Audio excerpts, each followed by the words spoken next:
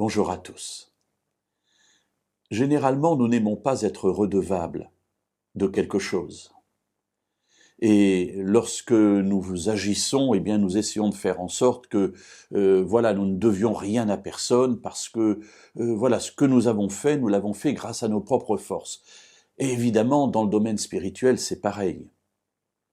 Dieu nous dit qu'il nous aime et qu'il nous sauve, que c'est gratuit, que c'est un don, que nous n'y pouvons rien, et pour autant nous essayons de faire des choses dans notre vie spirituelle avec l'arrière-pensée que quelque part, eh bien, malgré tout, cela servira un peu quand même à faire que la balance penche du bon côté, c'est-à-dire du côté de notre salut. Mais ça ne marche pas comme ça. Alors je pourrais prendre un air triste, mais ça ne me rend pas triste, au contraire, ça me rend joyeux.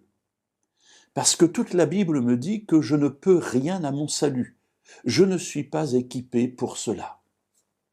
Quoi que je fasse, quoi que je dise, quelles que soient les bonnes actions de ma vie, tout cela est entaché de péché, c'est-à-dire parfois d'orgueil. Je retire une petite joie personnelle d'avoir fait du bien à quelqu'un, et puis tout de suite, eh bien, cette joie-là se transforme en orgueil, et finalement, la bonne action est perdue. Alors pas pour la personne, évidemment, mais pour moi. La Bible pourtant est claire. Elle dit de manière très simple que nous ne pouvons rien à notre salut. Dieu a tout fait, il a déjà tout fait, et tout est gratuitement mis à notre disposition pour notre salut.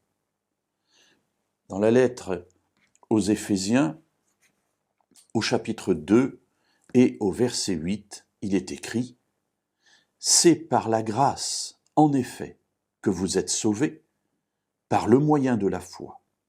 Et cela ne vient pas de vous, c'est le don de Dieu. » Alors mes amis, ça me rend joyeux. Pourquoi ? Parce que si par moi-même je suis incapable d'avoir le salut, quels que soient les efforts surhumains que je peux accomplir, la Bible me dit que Dieu a tout fait et qu'ainsi je suis sauvé. Je suis déjà sauvé.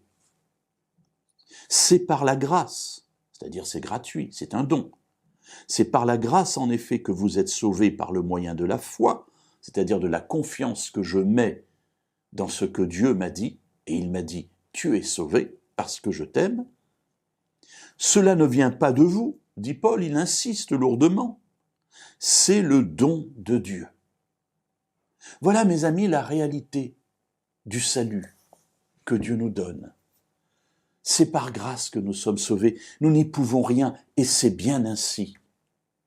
Alors, saisissons-nous du salut de Dieu et passons notre temps à le remercier pour tout l'amour dont il nous a témoigné.